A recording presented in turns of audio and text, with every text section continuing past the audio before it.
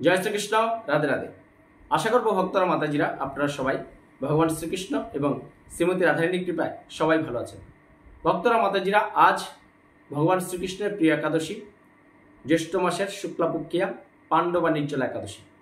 তাই আজকে যদি আপনার জীবনের 10 থেকে 15 মিনিট সময় ব্যয় করে এই একাদশীর মাহাত্ম্যটা শ্রবণ করেন, তাহলে কি হবে? আপনি মৃত্যুর পর বিষ্ণু গতি পাবেন, অক্ষয় ফল সঞ্চয় হবে, সমস্ত তীর্থের, সমস্ত দানের, সমস্ত জপের, সমস্ত কীর্তনের সহস্র গুণ ফল আপনি সঞ্চয় করতে পারবেন আজকে এই একাদশীর মাহাত্ম্যটা নিষ্ঠার সাথে শ্রবণ করছেন। তাই যারা একাদশী করছেন তারা তো অবশ্যই শ্রবণ করবেন। যারা একাদশী ব্রত করতে পারছেন না, বিশেষ কারণে একান্ত প্রয়োজনে, তারাও যদি আজকে এই একাদশীর মাহাত্ম্যটা শ্রবণ করেন, আপনি অনেক অনেক ফল, অনেক গুণ সঞ্চয় করতে পারবেন। তাই আপনারা এখন শুরু থেকে শেষ পর্যন্ত আজকে নিষ্ঠার সাথে একাদশী মাহাত্ম্য শ্রবণ করুন এবং এই একাদশীতে আজকে পেয়ে যাবেন একাদশীর পরের দিন পারণা কখন করবেন। সারা পৃথিবীর সমস্ত সনাতন ধর্মী মানুষরা যে একাদশীর পর অবশ্যই পারণা করতে, পারণা না করলে কি একাদশীর ফল আপনি সঞ্চয় করতে পারবেন না। তাই এখন আমরা শুরু করছি এই পাণ্ডবা নির্জলা একাদশী মাহাত্ম্য। হরে কৃষ্ণ। জ্যৈষ্ঠ শুক্লপক্ষের এই নির্জলা একাদশী ব্রত সম্পর্কে ব্রহ্মবৈত পুরাণে শ্রী ভীমসেন ও ব্যাসদেব সংবাদে বর্ণিত আছে। জ্যৈষ্ঠ মাসে যে শুক্লপক্ষী একাদশী, এটা কোথায় আছে? ব্রহ্মবৈত পুরাণে শিল ব্যাসদেব এবং এই ভীমসেনী, তাদের দুজনের মাধ্যমে একাদশীর মাহাত্ম্যটা বর্ণিত আছে। তাই মহারাজ যুধিষ্ঠির বলেন, হে জনার্দন, আমি অপর একাদশীর সমস্ত মাহাত্ম্য শ্রবণ করলাম, এখন জ্যৈষ্ঠ শুক্লপক্ষের একাদশীর নাম ও মাহাত্ম্য কৃপাপূর্বক আমার কাছে বর্ণনা করুন। যুধিষ্ঠির মহারাজের কাছে ভগবান শ্রীকৃষ্ণ দাপর যুগে প্রায় সমস্ত একাদশীর মাহাত্ম্য শ্রবণ করিয়েছে। কেন? এই কলিযুগে অধপতিত মানব জীবনকে উদ্ধার করার জন্য। তাই যুধিষ্ঠির মহারাজ ভগবান শ্রীকৃষ্ণের কাছে জানতে চেয়েছে যে জ্যৈষ্ঠ মাসের শুক্লাপক্ষী একাদশীর মাহাত্ম্য কি বর্ণনা কি আমাকে শ্রবণ করান। তাই শ্রীকৃষ্ণ উত্তরে বললেন, এই একাদশীর কথা মহর্ষি ব্যাসদেব বর্ণনা করবেন, কেননা তিনি সর্বশাস্ত্রের অর্থ ও তত্ত্ব পূর্ণরূপে জানেন। রাজা যুধিষ্ঠির ব্যাসদেবকে বললেন, হে মহর্ষি দ্বৈপায়ন, আমি মানুষের লৌকিক ধর্ম এবং জ্ঞান কাণ্ডের অনেক বিষয় শ্রবণ করেছি। আপনি যথাযথভাবে ভক্তি বিষয় নিয়ে কিছু ধর্মকথা এখন আমায় বর্ণনা করুন। তাই ভগবান শ্রীকৃষ্ণ যখন বলে দিয়েছে যে এই একাদশী মাহাত্ম্য আপনাকে মহর্ষি ব্যাসদেব শ্রবণ করাবেন, তখন যুধিষ্ঠির জানতে চেয়েছেন যে দ্বৈপায়ন, এই শিল ব্যাসদেবের কাছে যে আমি ধর্ম সম্পর্কে, ধর্মতত্ত্ব সম্পর্কে অনেক জ্ঞান শ্রবণ করেছি, তাই আপনি আমাকে এই জ্যৈষ্ঠ মাসের শুক্লপক্ষী একাদশী সম্পর্কে একটু মাহাত্ম্য শ্রবণ করান। তখন শিল ব্যাসদেব উত্তরে বললেন, হে মহারাজ, তুমি যেসব কথা শুনেছ এবং কলিযুগে মানুষের পক্ষে সেই সমস্ত পালন করা অত্যন্ত কঠিন, যা সুখে সামান্য খরচে অল্প কষ্টে সম্পাদন করা যায়, অথচ মহাফল প্রদান করে এবং সমস্ত শাস্ত্রের সার স্বরূপ সেই ধর্মই কলিযুগের মানুষের পক্ষে করা শ্রেয়, সেই ধর্ম কথাই এখন আপনার কাছে বলছি। তাই ভগবান শ্রীকৃষ্ণ যখন বললেন যুধিষ্ঠির মহারাজকে যে আপনি শিল ব্যাসদেবের কাছে শ্রবণ করুন, তখন যুধিষ্ঠির মহারাজ এসে বলছে, আমি অনেক জ্ঞান শ্রবণ করেছি, আপনি বলুন। তখন শিল ব্যাসদেব উত্তরে বললেন যে আপনি যে জ্ঞান বা ধর্মীয় কথা শ্রবণ করেছেন, সেটা কলিযুগে মানুষ নিতে পারবে না। কলিযুগে মানুষের জন্য অতি সহজে অল্প খরচে যাতে বেশি ফল, সহজে ফল ভগবানের কৃপা সঞ্চয় করা যায়, সেই কথাই আমি এখন বলছি, আপনি শ্রবণ করুন।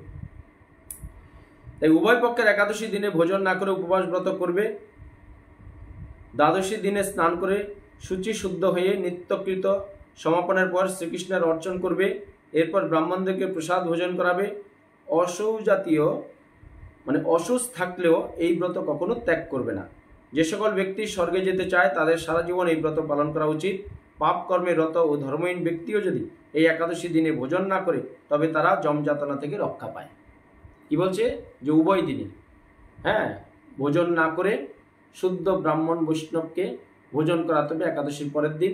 আর যে কোনো অসুস থাকুক, এই একাদশী কিন্তু ভঙ্গ করা যাবে না। অনেকে বলে শুভ অসুস, মৃত অসুস বা আত্মীয় স্বজন মারা গেলে অসুস থাকে, একাদশী করে না। না, শাস্ত্রে আছে সৌজ অসুজ যে কোনো অবস্থায় আপনি পৃথিবীতে যেখানেই থাকেন, একাদশী আপনি কখনো ভঙ্গ করবেন না। কেউ যদি ঘোর নরকগামী হয়, কেউ যদি পাপ করে থাকে, তারাও যদি এই একাদশী ব্রত পালন করে, তাদের সমস্ত পাপ ক্ষয় হয়ে যায়।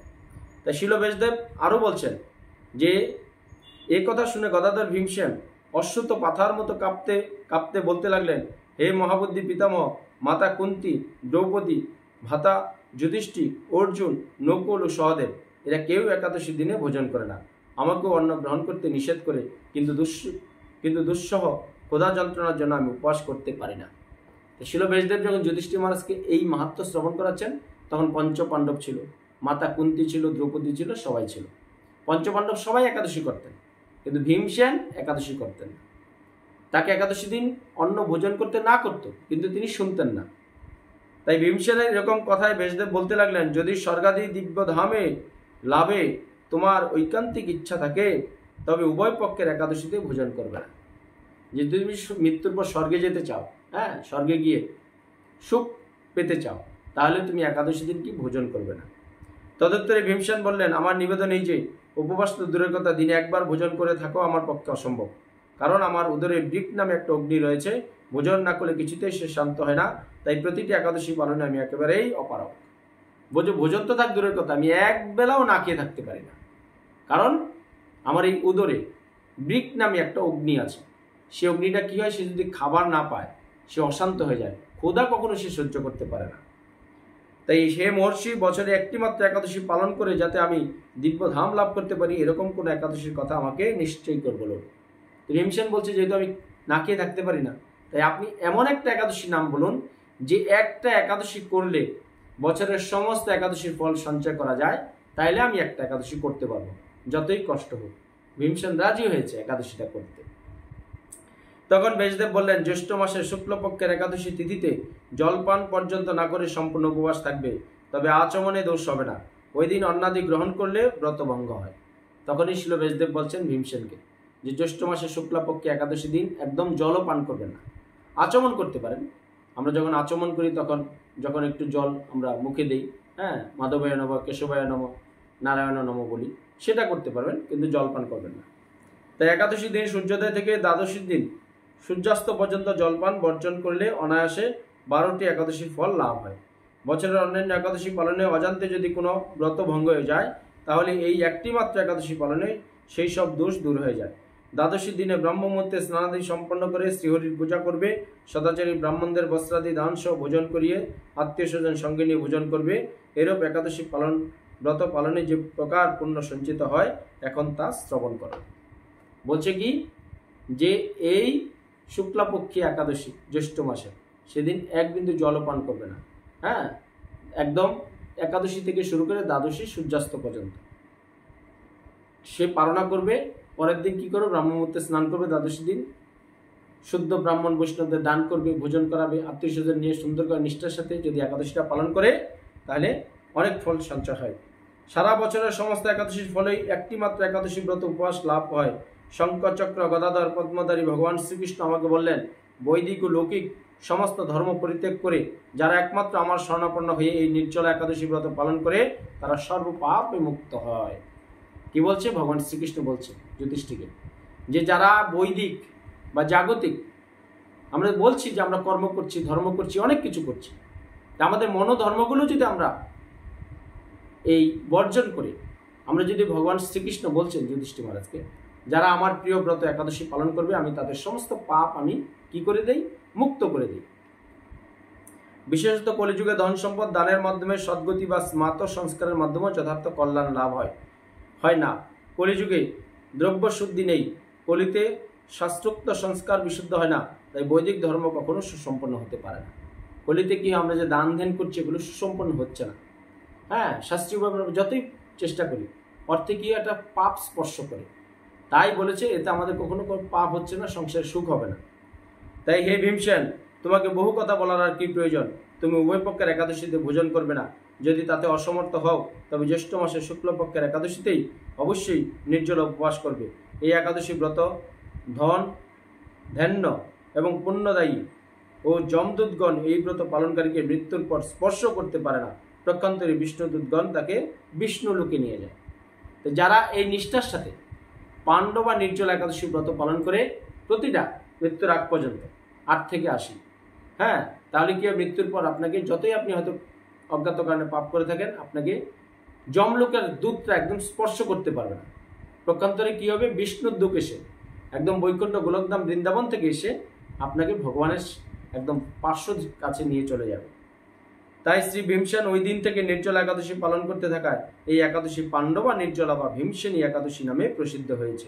এই নির্জলা একাদশীতে পবিত্র তীর্থে স্নান, দান, জপ, কীর্তন ইত্যাদি যা কিছু করে মানুষ তা অক্ষয় হয়ে যায়। কি বলছে ভগবান শ্রীকৃষ্ণ? আরো বলছে যুধিষ্ঠির মহারাজকে যে এই পবিত্র একাদশীর দিনে কেউ যদি পবিত্র তীর্থে গিয়ে স্নান করে, দান করে, তারপরে আপনার জপ করে বা কীর্তন করে, সেই পুণ্যের ফলটা কি অক্ষয় হিসেবে থাকে। মৃত্যুর পর আপনি যে যোনিতে যাবেন সে ফল ভোগ করতে পারবেন, ইহ জগতে ভোগ করতে পারবেন। তাই যে ব্যক্তি ভক্তি সহকারে এই একাদশী মাহাত্ম্য পাঠ ও শ্রবণ করেন তিনি বৈকুণ্ঠ ধামে প্রাপ্ত হন। হরি বল, হরি বল। এতক্ষণ যেটার জন্য অপেক্ষা ছিলেন আমরা, আপনার এবং আমি, পাঠক এবং শ্রোতা, আমরা উভয়ই কি হবে আজকের দিনে যারা এই 7ই জুন আপনার শনিবার একাদশী ব্রত করুক বা না করুক, কেউ যদি এই একাদশী মাহাত্ম্যটা পাঠ এবং শ্রবণ করে তাহলে উভয়ই কি হবে, মৃত্যুর পর আমরা বৈকুণ্ঠ ধামে যেতে পারবো। একদম ভগবান শ্রীকৃষ্ণের অপ্রাকৃত লীলায় অংশগ্রহণ করে আমরা এই দুর্লভ মানব জীবনটাকে সার্থক করতে পারবো।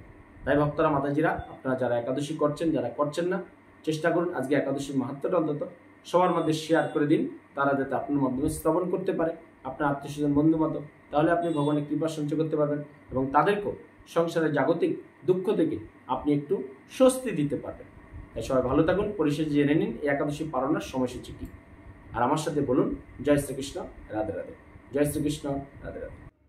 পাণ্ডবা নির্জলা একাদশী পালনের সময়সূচি 8ই জুন রবিবার 2025, মায়াপুর 4:49 থেকে 7:20 পর্যন্ত, ইম্ফল 4:24 থেকে 7:20 পর্যন্ত, গুয়াহাটি 4:30 থেকে 7:20 পর্যন্ত, কলকাতা 4:51 থেকে 7:20 পর্যন্ত, বাংলাদেশ 5:21 থেকে 7:50 পর্যন্ত, ভুবনেশ্বর 5:06 থেকে 7:20 পর্যন্ত, পাটনা 4:57 থেকে 7:20 পর্যন্ত পালনের সময়সূচি। পাণ্ডবা নির্জলা একাদশী পালনের সময়সূচি 8ই জুন রবিবার 2025, কাঠমান্ডু 5:07 থেকে 7:35 পর্যন্ত, চেন্নাই 5:41 থেকে 7:20 পর্যন্ত, নাগপুর 5:31 থেকে 7:20 পর্যন্ত, বৃন্দাবন 5:23 থেকে 7:20 পর্যন্ত, দিল্লি 5:22 থেকে 7:20 পর্যন্ত, হায়দ্রাবাদ 5:41 থেকে 7:20 পর্যন্ত। চান্দ্র ও বৈষ্ণব পঞ্জিকা মতে পাণ্ডবা নির্জলা একাদশীর পালনের সময়সূচি। পাণ্ডবা নির্জলা একাদশী পালনের সময়সূচি 8ই জুন রবিবার 2025, ত্রিবান্দ্রম 6:03 থেকে 7:20 পর্যন্ত, কলম্বো 5:54 থেকে 7:20 পর্যন্ত, বেঙ্গালুরু 5:52 থেকে 7:20 পর্যন্ত, মুম্বাই 6টা থেকে 7:20 পর্যন্ত, আহমেদাবাদ 5:53 থেকে 7:20 পর্যন্ত, উধমপুর 5:20 থেকে 7:20 পর্যন্ত। ভক্তরা, মাতাজিরা, এটা ভারতবর্ষের সময়সূচি। আপনার পৃথিবীর যে যেখানে থাকবেন আন্তর্জাতিক সময় মিলিয়ে অবশ্যই নির্দিষ্ট সময় পালন করবেন। বছরের শ্রেষ্ঠ একাদশী পালন করুন। হরে কৃষ্ণ।